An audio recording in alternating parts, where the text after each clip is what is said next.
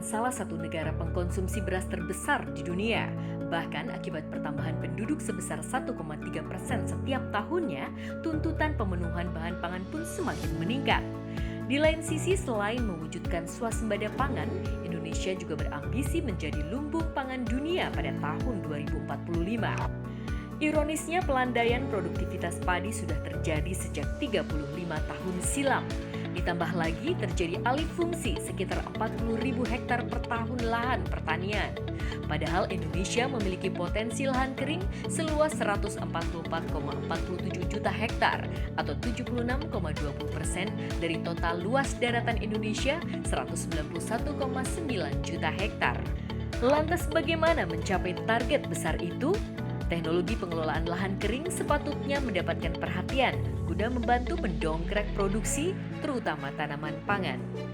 Dalam pengelolaan pertanian di lahan kering, air menjadi kunci utama guna meningkatkan produktivitas di lahan kering.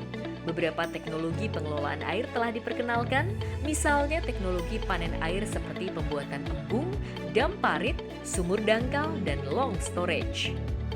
Selain itu, pemilihan kombinasi teknologi dalam pengembangan lahan kering harus pula disesuaikan jenis tanah dan komoditas yang akan dikembangkan. Pasalnya, setiap jenis tanah punya masalah yang spesifik dan tanaman mempunyai kebutuhan yang khusus. Sumber daya lahan yang luas tidak bisa diandalkan tanpa adanya upaya-upaya untuk meningkatkan produktivitas lahan, di antaranya melalui konsep precision farming dan indeks kualitas tanah serta indeks kualitas lahan. Dengan menggunakan teknologi dryland, kualitas dan berproduktivitas lahan dapat ditingkatkan untuk pengembangan tanaman padi.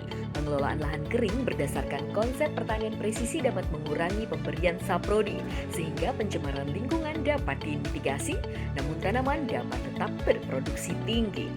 Selain itu, pengetahuan dan keterampilan petani dalam upaya mendukung pertanian presisi padi di lahan kering pun semakin meningkat. Potensi sumber daya itulah yang dapat dimanfaatkan oleh Kementerian Pertanian dan para petani untuk proses produksi agar dapat memenuhi kebutuhan dan meningkatkan kesejahteraan para petani melalui inovasi teknologi dan kearifan lokal dan tercapainya pemantapan swasembada padi.